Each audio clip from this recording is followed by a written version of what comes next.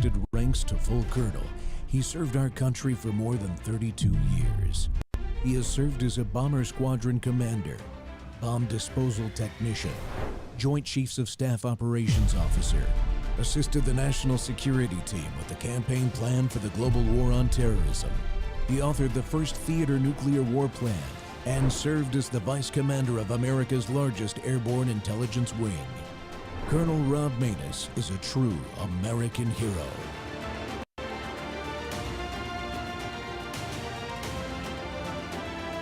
This is Rob Maness Live.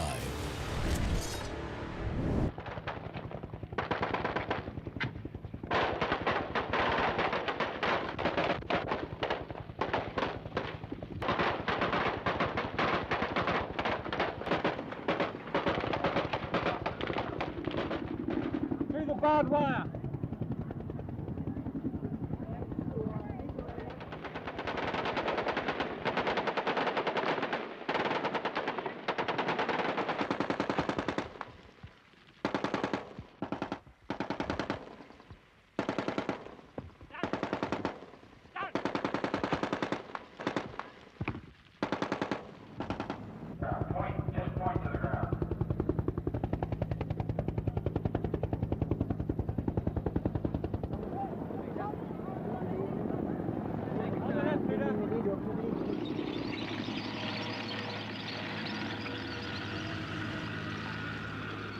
This is a historic moment, the arrival of the North Vietnamese regular army in Saigon.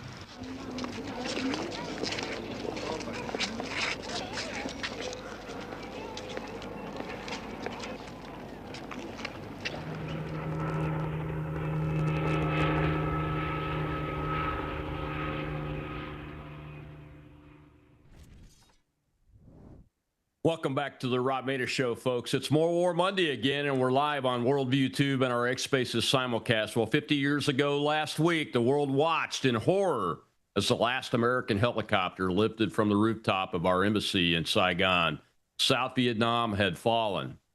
But as my guest today will explain, this wasn't a military defeat. It was a betrayal by politicians in Washington who abandoned our ally after promising to stand with them. Dr. Rod Martin joins me today. In his recent essay republished on X, he reminds us of the full story. After the Paris Peace Accords under Nixon and Kissinger, America had achieved so-called, quote, peace with honor, unquote.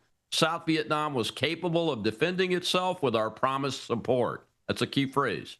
But post-Watergate, a radical Congress cut military aid by over 75%, blocked any response to North Vietnamese violations of the ceasefire, and left our friends without bullets, fuel, or hope. What followed was catastrophic.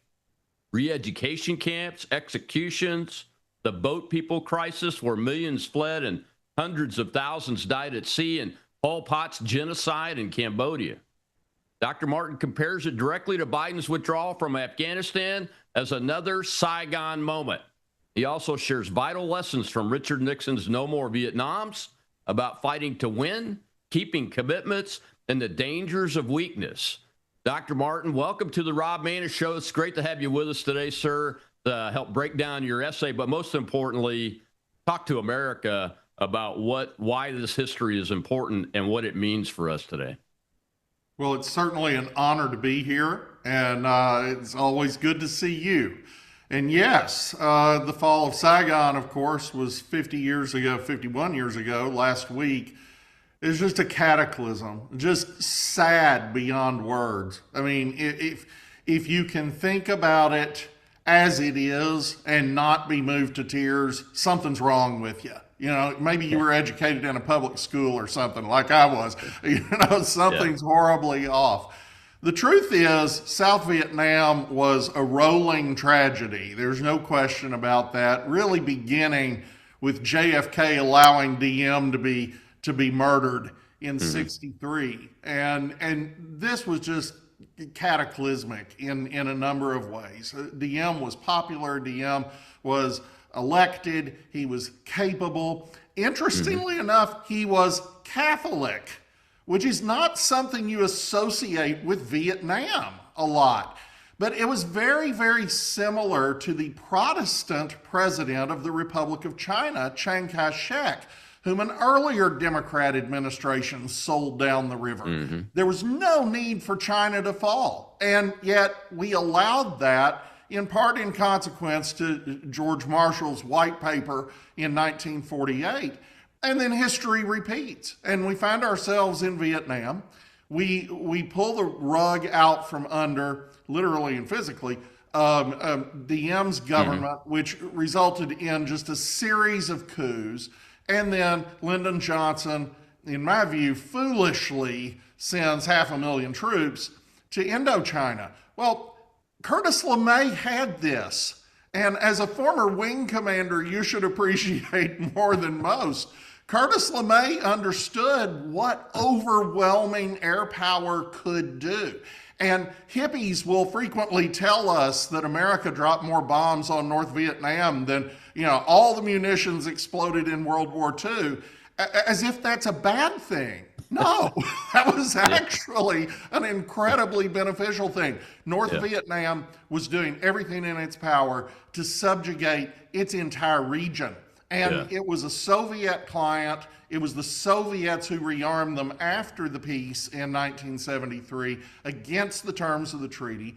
And so we're talking about potential Soviet domination of everything south of China, which it would just be horrifying.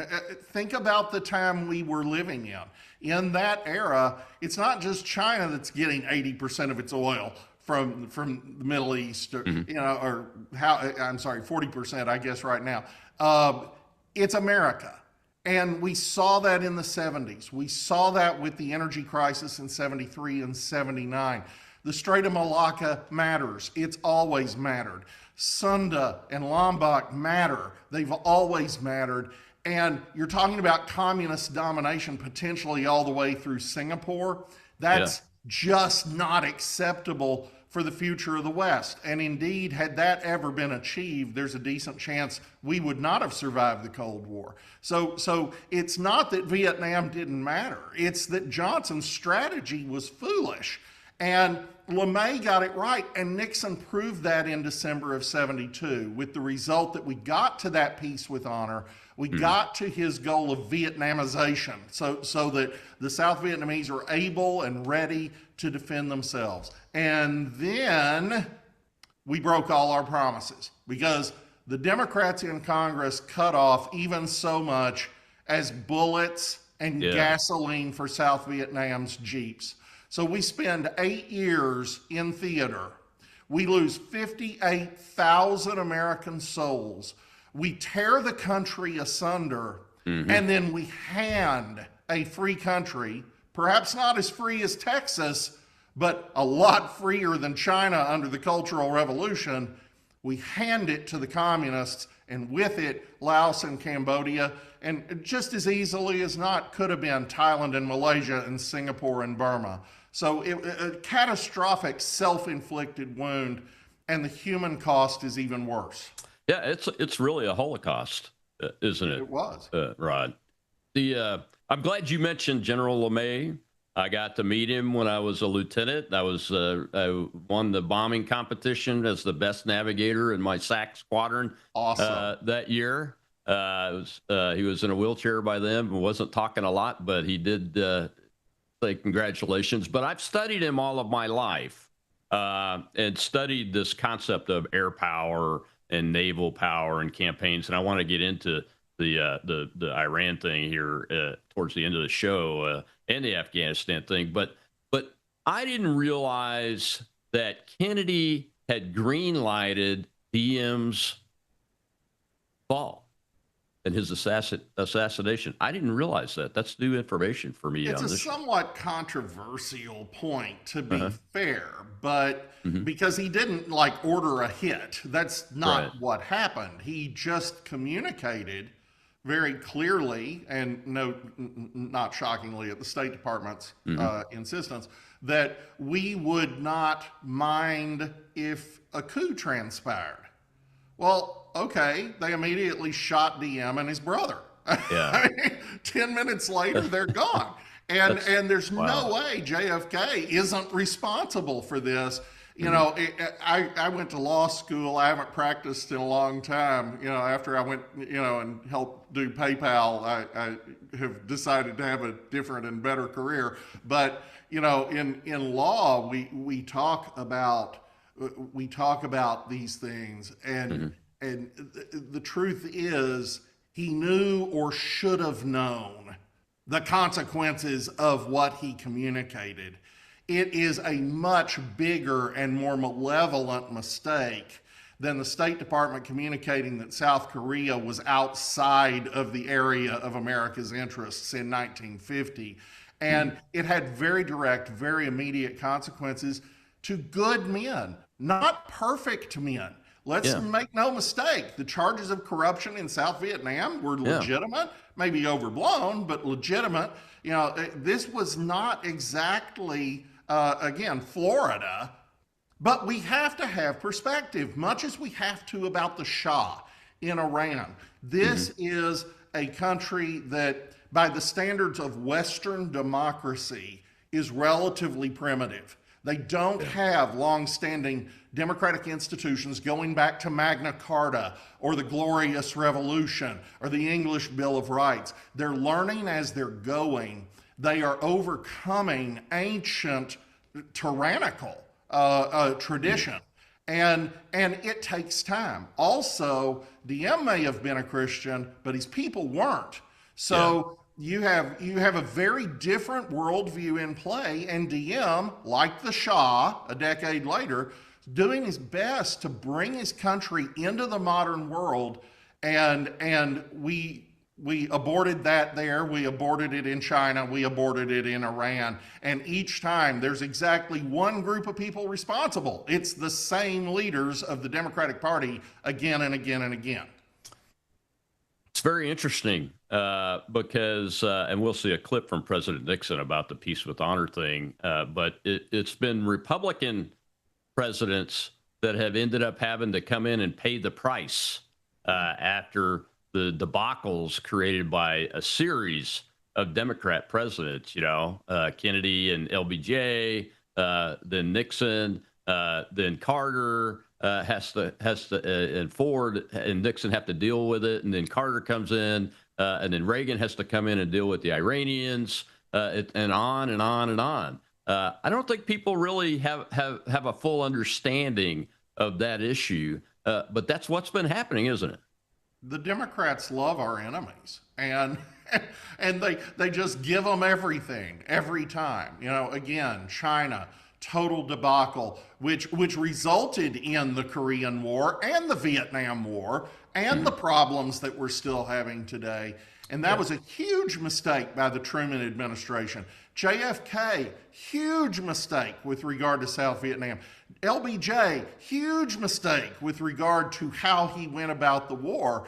And that became manifest relatively quickly. By 1968, you've got Walter Cronkite, who honestly was just being a propagandist for the other side, claiming that the war is irretrievably lost as we roll up the Viet Cong in the Tet Offensive. But at the same time, the country is already ripped asunder.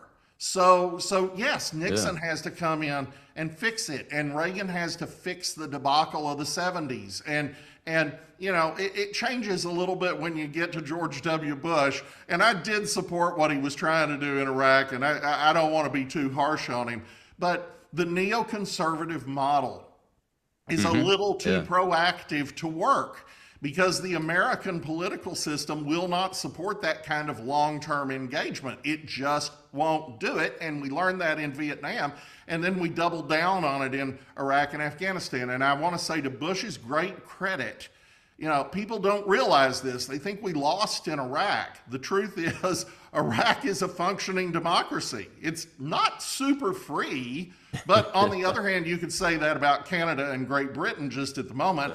Britain actually imprisons 10 times as many people for speech violations as Vladimir Putin. So, we're having a democratic crisis throughout the world. But Iraq actually worked. It just took a while. Afghanistan probably could have worked, But it was a longer term commitment than a country that has elections every 2 years can sustain.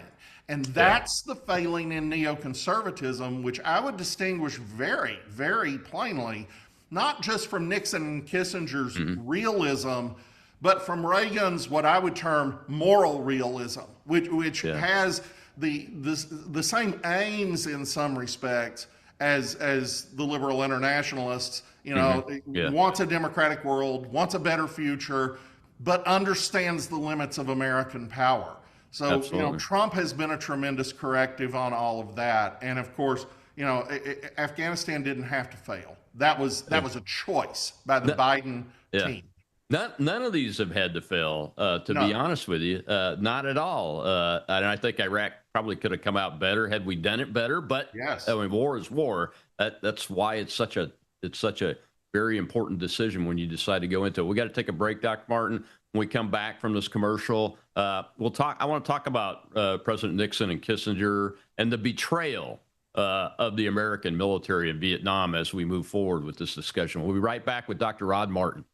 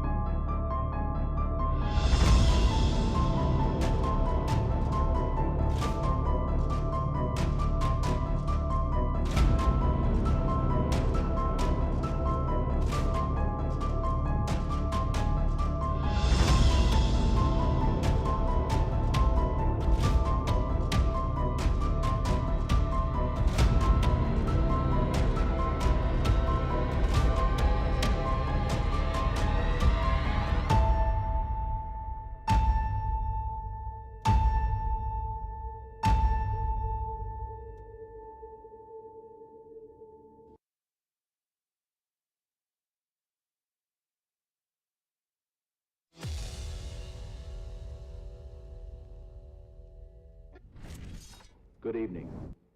I have asked for this radio and television time tonight for the purpose of announcing that we today have concluded an agreement to end the war and bring peace with honor in Vietnam and in Southeast Asia. The following statement is being issued at this moment in Washington and Hanoi. At 12:30 Paris time today, January 23, 1973, the agreement on ending the war and restoring peace in Vietnam was initialed by Dr. Henry Kissinger on behalf of the United States and Special Advisor Lee Duc-Tho on behalf of the Democratic Republic of Vietnam. The agreement will be formally signed by the parties participating in the Paris Conference on Vietnam on January 27, 1973 at the International Conference Center in Paris. The ceasefire will take effect at 2400 Greenwich Mean Time, January 27, 1973.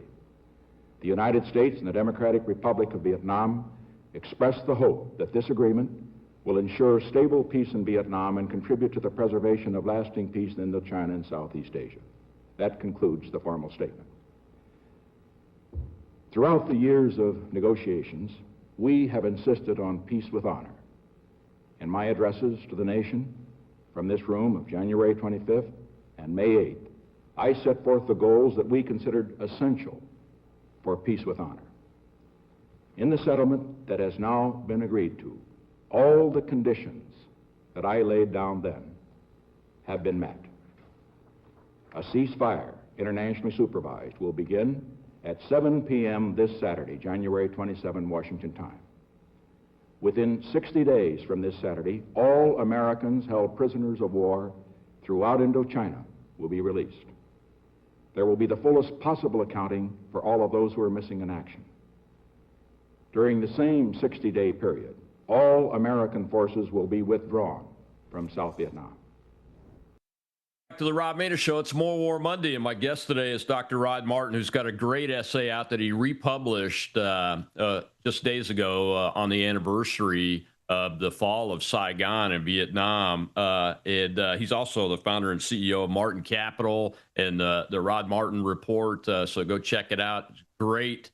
Just a font of knowledge and information that isn't covered in the mainstream media every day, folks. And Dr. Martin, I wanted to talk about the words betrayal. You mentioned DM being taken out in 1963 because of decisions of an American president.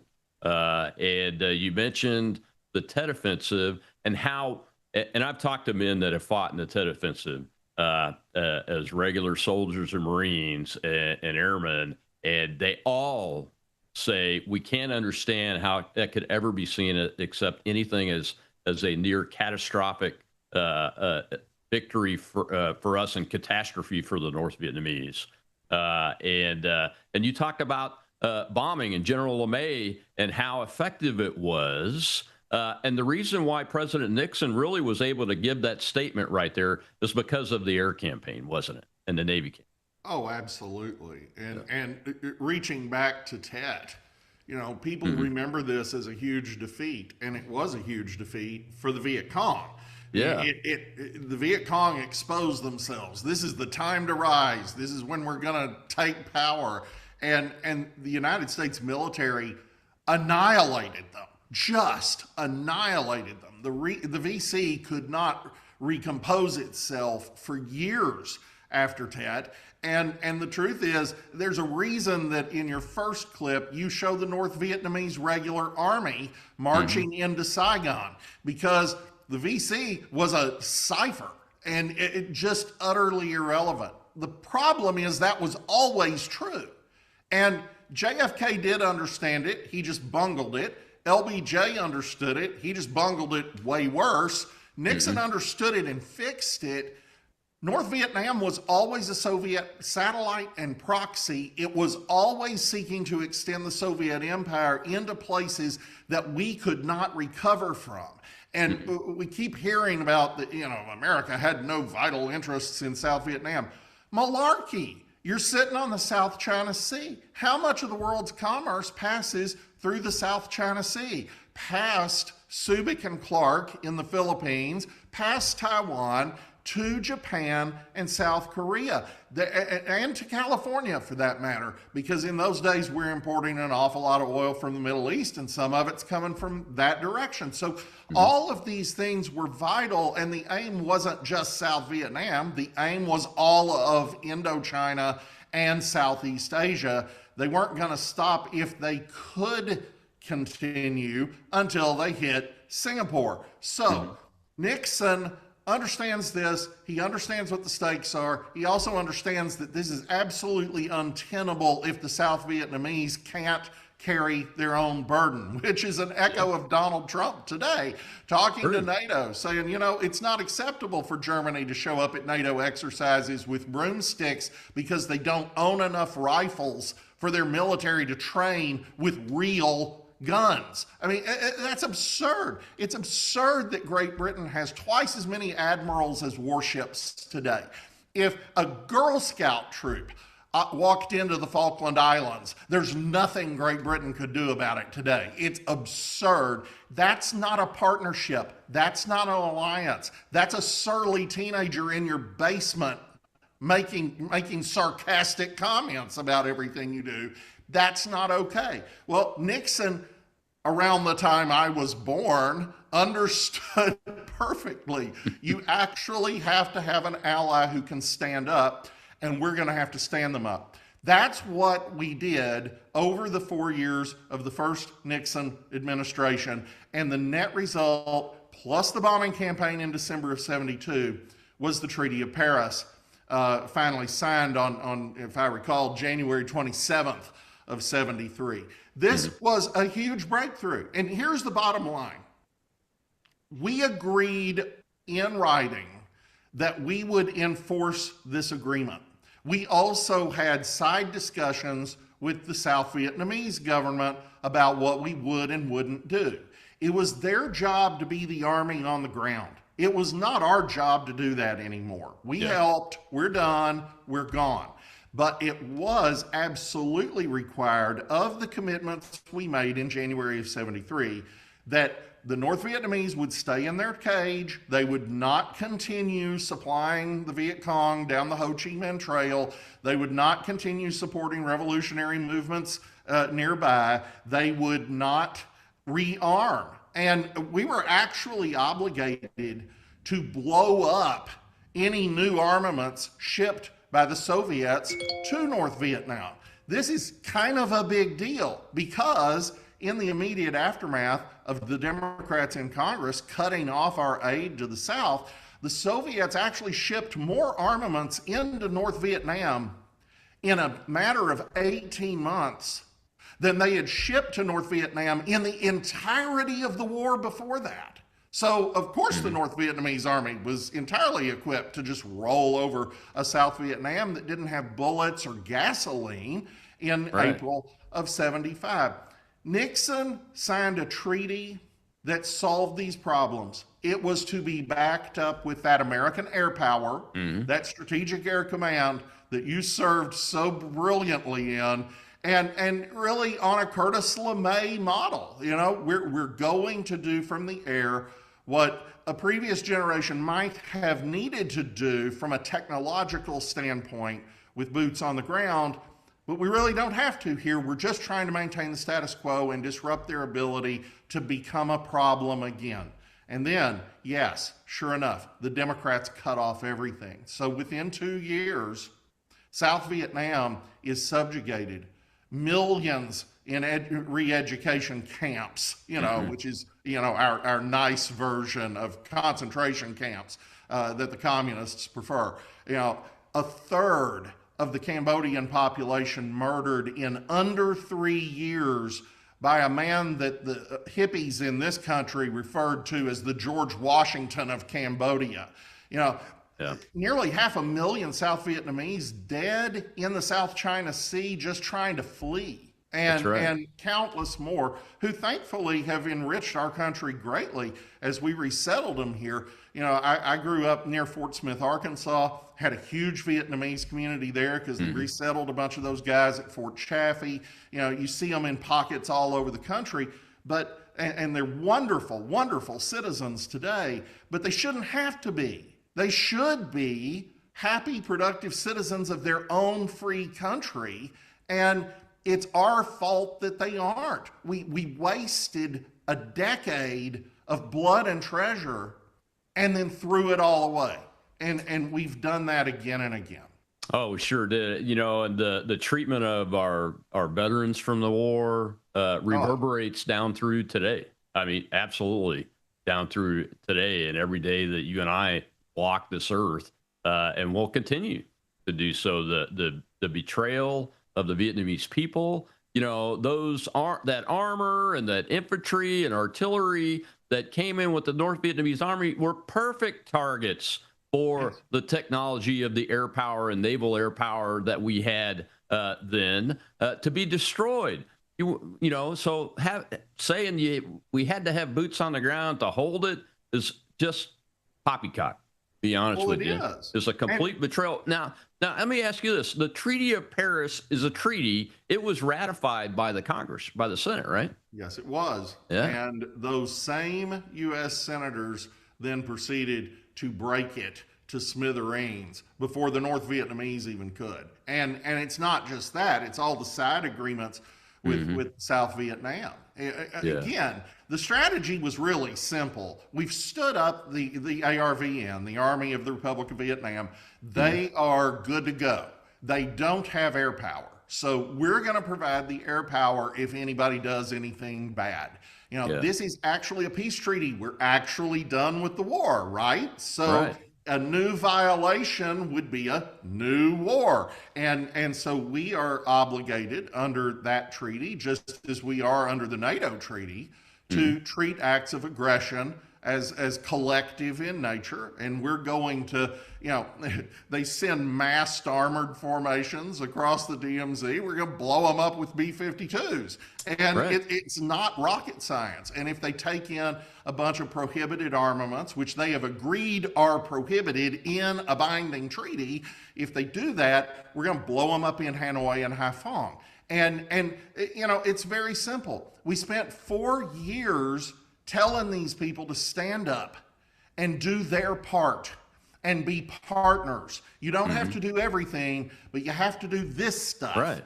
And then we prevented them from having the ability to do the stuff we told them to do. It's just mind-numbing. It is mind-numbing. We've got to take another break, Dr. Martin. When we come back, we'll see a clip of the boat people. You mentioned 500,000 people dying out in the oceans, but there have been just dramatic downstream catastrophic consequences for America and the Vietnamese people throughout the years. We're talking with Dr. Rod Martin about that issue and how it relates to today, because it does. We'll be right back.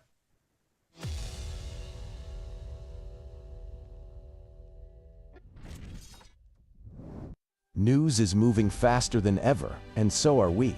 Worldview Tube brings you 24/7 live stream coverage and now real-time alerts when it matters most. Once you have the Worldview Tube app installed, exit the app and navigate your way to Settings. In Settings, locate the tab labeled Notifications. Select the Notifications tab. Scroll down until you locate the Worldview Tube app icon. Select the tab, and here you can turn on and customize your notification experience for the Worldview Tube app. News doesn't wait, and neither should you. Turn on push notifications to stay informed. Every headline as it happens.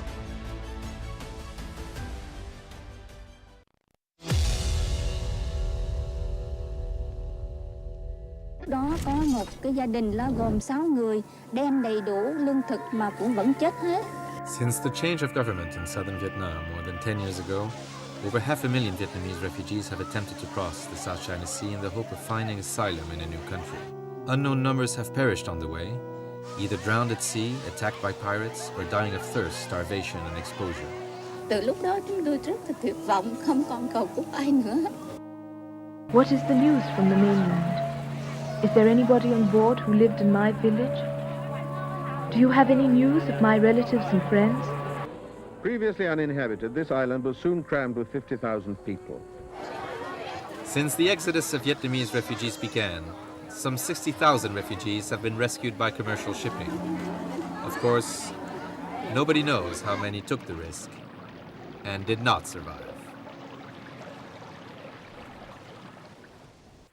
Welcome back to the Rob Maness Show. We're live on Worldview Tube and our X Spaces simulcast. And my guest today is Dr. Rod Martin, who is a great American. And you can find him at the Rod Martin Report on Substack. And he has a great essay that was republished actually last week about the fall of Saigon and Vietnam and why it's important for us to understand that whole process, the war itself, what happened at the end, and how it relates to everything that has come after it from a military and strategic, geopolitical strategic perspective, and how the United States interacts with our allies and our adversaries. And Dr. Martin had to show that clip because on May 2nd, on Saturday, I got to spend a few minutes with a man named Hung Cao, who's the acting secretary of the Navy for the United States Navy. And he was a child on one of those boats.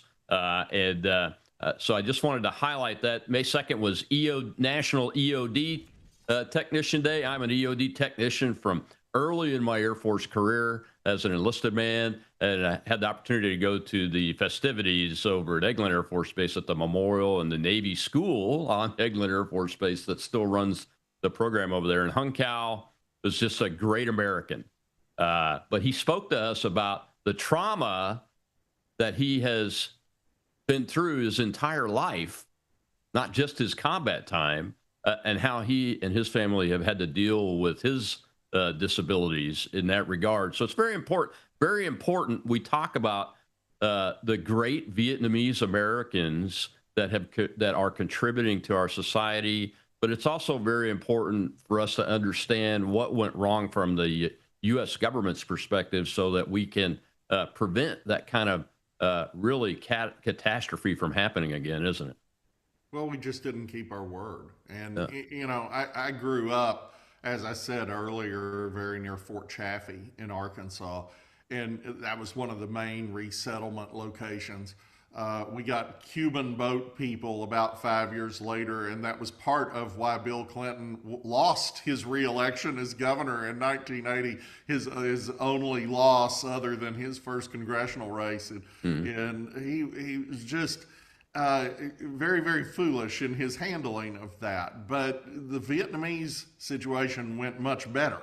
And those folks have integrated into the community. Of course, they've moved all over the country, but there's a significant Vietnamese community in the neighboring city of Fort Smith to this day. And just being around them when I was a small child, actually, and when they were fresh off the boat, was really a searing experience. It was just so tragic. These were good people. These were people who really, in many cases, had significant careers in their homeland. They had, you know, doctors and lawyers and all kinds of different things. And here they are with nothing but the shirt on their back. And it's for no good reason at all. It really is. And I used the term boat people a minute ago, but these people didn't have boats in most cases.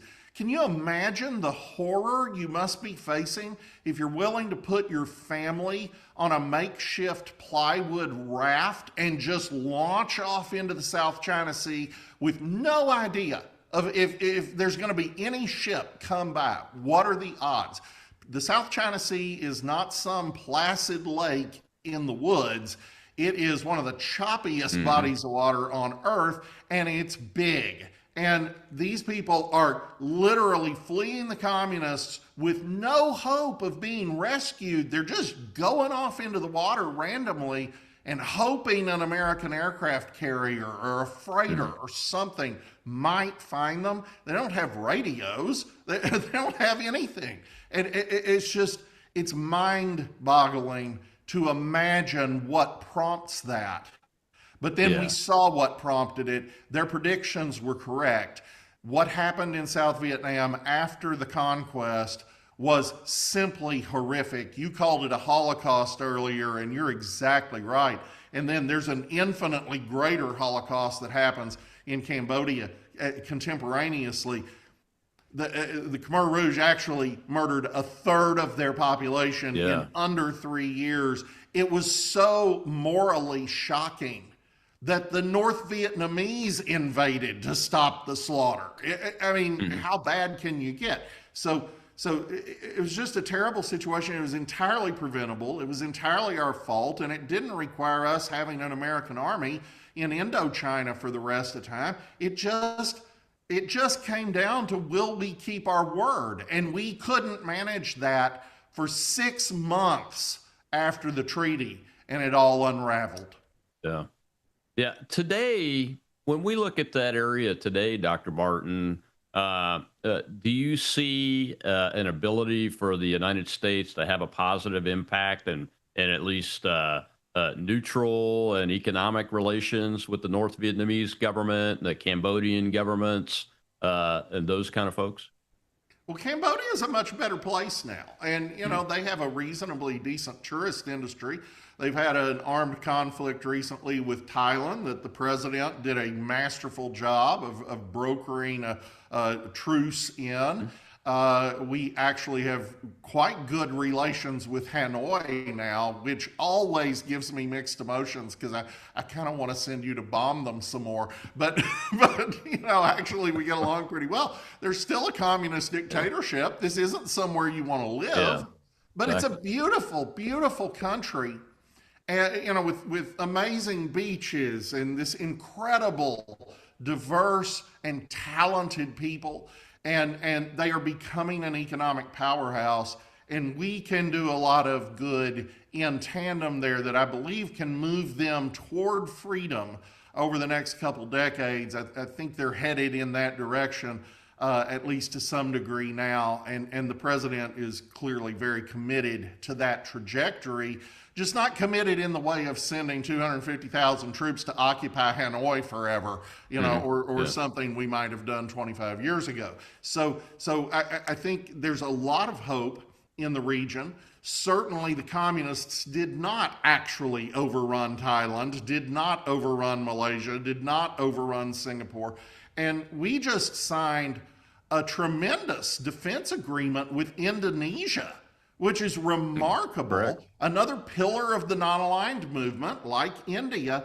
And what it effectively does is it enlists the brown water Indonesian Navy as sort of the Indonesian National Guard, and we can further block the straits if we need to. If we get into a war with China, we can strangle them in very short order with control of those straits. So it's the exact opposite position that the Soviets were trying to create at that time.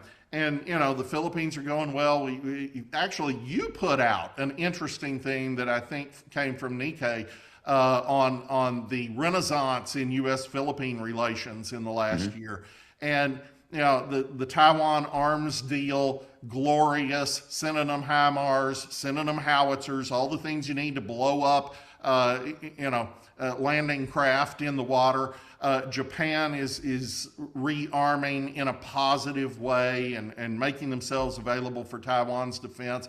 This nuclear submarine deal we have with South Korea in some ways is even better than the one we just struck with Australia, because the South Koreans are actually going to build nuclear submarines in Philadelphia. And in the process, they're going to increase our ability to build nuclear submarines here domestically by about 50%. So the entire security architecture from New Delhi to Tokyo is just transformed in, honestly, a single year of an administration with vision for that. And my hopes for it are both significant and highly optimistic. Yeah, it's pretty incredible. But you've probably seen that I talk a bit with a guy named John Conrad and some other, He's and awesome. my friend Captain James Fennell, who I went to Air Command and Staff College with. We discuss choke points, the key choke points around the world quite often, especially in the context of the Chinese Communist Party, just as you have discussed and written about. And the choke point effort is the key foundation of the president's peace through strength strategy that Elbridge Colby is just masterfully documenting and implementing, isn't it? Yes, it's extraordinary because, look, the U.S. Navy is the most potent military force on the planet. And I apologize to my Air Force friends when I say that. I'm sitting here, you mentioned Eglin. Eglin's right across that bay from me. We've got the EOD guys over yonder. And oh my goodness, what the U.S. Air Force can do is unparalleled in human history. But the Navy can absolutely close the Strait of Malacca and the Strait of Sunda and the Strait of Lombok and the Strait of Hormuz and all of the other choke points that matter. And of course, Trump started that process with the Panama Canal, kicking the Chinese out of the ports they held on both ends of the canal. I mean, we were looking at potentially you elect another Joe Biden and we have a Chinese naval base in Venezuela, maybe in Cuba, and they've got control because they've got control of the canal. All of this is mind-numbingly stupid, and Trump has overturned it in just record speed. There's nothing like it in history. So I'm very impressed with how they're executing on this. I hope our European friends will start acting like friends, and we don't have to actually have a divorce there. But I am reminded that we used to have 5 bases, including a SAC base in Morocco, and the distance from Barksdale to Casablanca is identical to the distance from Barksdale to Ramstein. That's right. So we do have options. That's right. My dad took us to Morocco in the late 60s, early 70s. So my brothers and I had quite an adventure They're at a place called Kenitra, just north of Rabat. And they are very good allies. I played baseball with the current king when I was 11 years old down in Rabat at an exhibition game. And they love Americans. And I would love to see us get back in there and reestablish our bases there. And, man, if they want somebody to help volunteer to do it, I'll do it without pay. Dr. Martin, we got to take one last break. When we come back, I want to take it right to where we're at right now. And let's talk about why the Vietnam experience and the fall is related directly to today, because what's going on in the world is not a neocon effort. And I want to give us an opportunity to split that up and show why the president is on the right track, especially in the Iran war. We'll be right back with Dr. Rod Martin.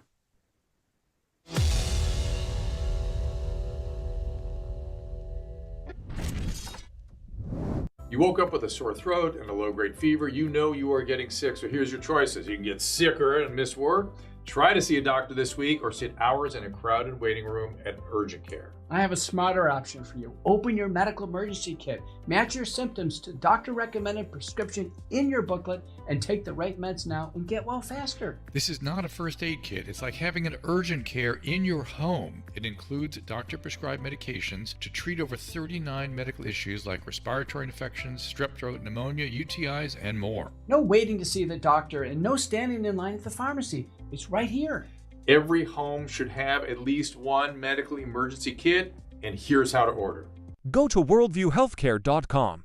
Your kit to treat dozens of common and serious illnesses is rushed to your door. worldviewhealthcare.com. That's worldviewhealthcare.com. The emergency kit available at worldviewhealthcare.com. Make sure you don't have to go to urgent care. I got pneumonia. I didn't have to go. I took this last year. Stayed at home, went to bed.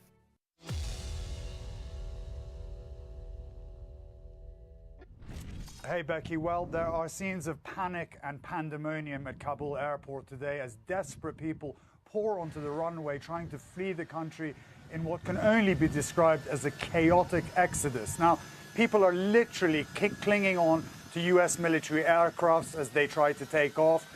The U.S. is in charge of the airport there, but their focus is on the evacuation of American personnel. As far as commercial flights go, it's a disorderly mess with little security, and the commercial flights are currently not running.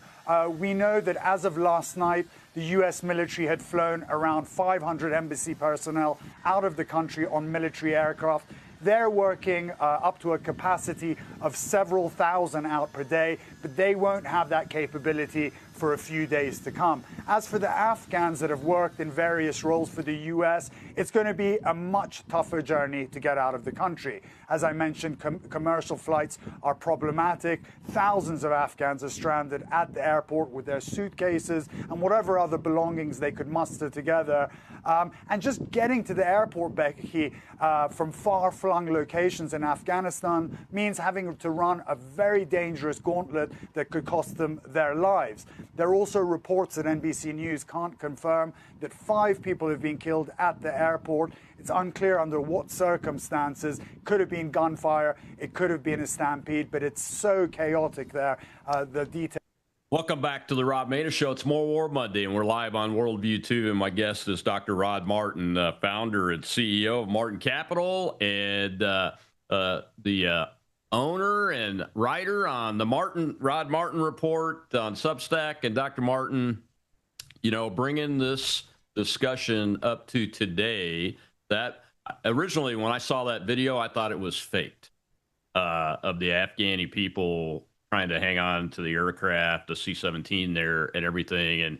And we don't have to dive real deep into it, but I see this as a very, very almost identical betrayal by America of these people, the same way we did the Vietnamese by leaving the way we did when we had a plan that the current president had put together and it was put on the shelf. Yes, and what else is new? You know, that's the story of this long, long trail of bodies going back to the Truman administration. It's just so tragic and so needless and so endlessly repeated. Afghanistan is a much more difficult country in countless ways than South Vietnam was, or than Iraq was, or lots of other places we might find ourselves involved.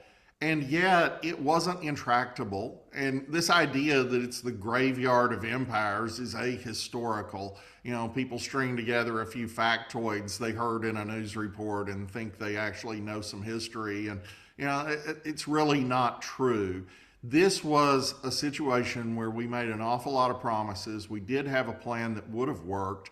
It didn't have to go the way it did. And instead, we handed this country to a bunch of mass murderers. You know, the Taliban is just the worst. It's pretty bad, I would say. I would say that it's one of the worst things on earth today, that the Iranian regime executes young girls for getting raped.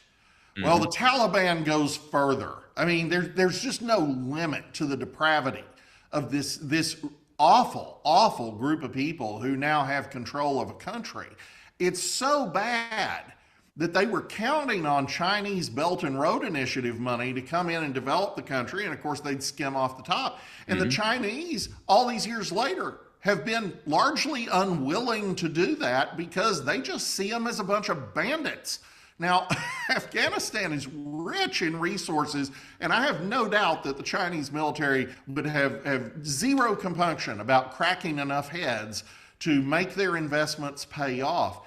And they think it's too much trouble because of the Taliban. So can you imagine being a young teenager living under that and being educated, if at all, by that regime's schools? This is a horrible, horrible future for them. And like we see in Iran, you know, where you've got all these pictures and video clips of a very modernizing country in the 70s that is suddenly plunged into darkness. There are a lot of those pictures of Kabul in 1970. And, you know, the world was going the right way in a lot of these places. We didn't have to throw that away. That's right. That's right. We didn't. They've even attacked the Pakistan people, Yes. And are getting responded to by the Pakistani armed forces, which I'm so glad the Pakistani armed forces is doing that, because I know what the Taliban want. They want those nuclear weapons. Yes. And they'll do whatever they can to get them because they see what's happening with Iran. And that's why the Iranian terrorist government is trying to keep what they have and continue to build on that. And I just wanted to get your thoughts on this. Look, I'm pretty honest about it. I'm not a pro-war person. I've actually, you know, the people that I am closest with in my life have seen war up close. I've seen war up close. I've participated in it. And most of us are not pro-war people. But we voted for Donald Trump under the peace through strength strategy idea, so we wouldn't get into another 25-year war like we stupidly did in Afghanistan. There's a right way to do things, and there's a wrong way. Afghanistan and Vietnam are two prime examples of the wrong way.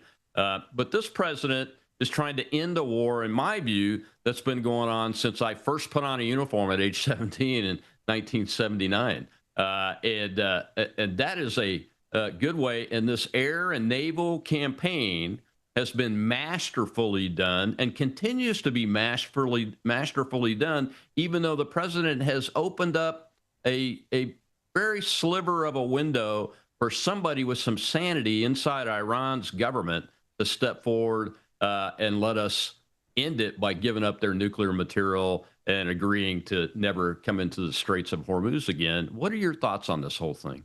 Well, all of that's correct. And I would add that the media in this country is treating that enormous victory in the exact same way that Cronkite treated Tet in 1968. They might as well have as their editor Baghdad Bob. It's just crazy. But anybody who's really paying attention knows Trump isn't doing this willy-nilly. The idea that he didn't have a plan is stupid. And what we're accomplishing is just staggering. First and foremost, people have to understand, Iran is the director, funder, and armor of every major armed conflict in the region, period. All of them. You know, whether you're talking about the Houthis or Hezbollah or Hamas, Doesn't matter. It's all coming from Iran. So if you solve that problem, either by depriving them of enough cash to be able to continue that, or actually getting to a free Iran, either way, you actually bring about Middle East peace, which just sounds crazy, but it's actually in reach. And what does that do? Well, we can draw down in region, and likewise, we can draw down in Europe. Not leave Europe unless they want to really continue to be stupid, but maybe deploy a little more smartly. We talked about Morocco. I would note that the same people who are all about Ukraine all the time are horrified by the idea of actually moving some troops from Germany to Poland, which borders Ukraine. It's mind-numbing. They are married to their inertia. And we have an opportunity here with Iran that I think we demonstrated exceedingly well in the final 2.5 weeks of the campaign before the ceasefire, which is the ability to actually take out these IRGC thugs in the streets one by one with drones being remote controlled from Nevada. I mean, there's nothing like it in the history of war. So if you're able to do that, then no, you don't need boots on the ground. You just have to degrade the regime's capabilities sufficiently that the people are not safe, but safe enough to rise. And I believe we can get there. I don't know. No one's ever tried this, so we'll find out. But it's worth a try. And even if we fail, we have eliminated Iran as a major enemy from a military perspective, from the ability to project power, from the ability to harass shipping. When this is over, they won't have that anymore. And that's going to have direct consequences for the price of oil, because if you take off the risk premium that's been applied to anything that flows through the Strait of Hormuz for most of our lifetime, that makes a big difference for global economy, and poor people become wealthier and everything gets better. These things are about healing the world. And Donald Trump is not a neoconservative. He doesn't think that American power directly applied with boots on the ground and an occupation are the way to handle everything. But that doesn't mean he doesn't share the goals of freedom. And that is the picture of Ronald Reagan. The critique of Nixon and Kissinger was that at times they seemed a little cynical in their realism. I think that's an unfair criticism, but nobody could ever say Ronald Reagan was cynical about anything. He just understood that the short, sharp, direct use of American power at the moment of decision was the correct use, and it was compatible with our democratic system, which necessarily demonizes anything the military does in an age of 24/7 news. So Reagan got it. And Reagan also got that if you deprive the enemy of the cash to continue their war, they collapse. And that's exactly what he did to the Soviet Union by pushing up what they had to spend through an arms race while collapsing the price of oil with King Fahd in Saudi Arabia to deprive them of hard currency earnings. And that brought about the fall where nothing else had. Trump is doing that to China. He's doing it to Iran. He's doing it, honestly, to Russia. And when the Iran conflict is over, Putin better be ready to deal or it's going to get bad. I think they're talking, Putin and the president, because there's an economic piece to their situation that I think we have leverage on right now, because they see the weakness of China's networks, their economic system, their military system. We proved with the air operation that their military systems that were supposed to be the vaunted, be able to take down the stealth and all that, were absolute failures. So I think you're right there. But the key thing is the blockade. Iran's IRGC losing $500 million a day, and they can't pay their people. As the longer they can't pay their people, the more apt we are to see not just a peaceful resolution to this, but an economic boon resolution to this, where people in the Middle East are all among friends instead of having this enemy that's everywhere. Right. Your last thoughts on this, Dr. Martin? Thank you. I think we're moving into a more obviously American century than we could have imagined in what we called the American century. I think China is about to fall off the cliff. They've got about 10 more years where they can mask that to some degree, but the inexorable math of a total fertility rate under 1.0 is just mind-boggling. They're on track to lose 75% of their population over the next few years. And guess what? It won't be in a straight line. So you have this ever-shrinking number of working-age people supporting this ballooning group of elderly. They're not going to have the means to do the things they want to do after a decade.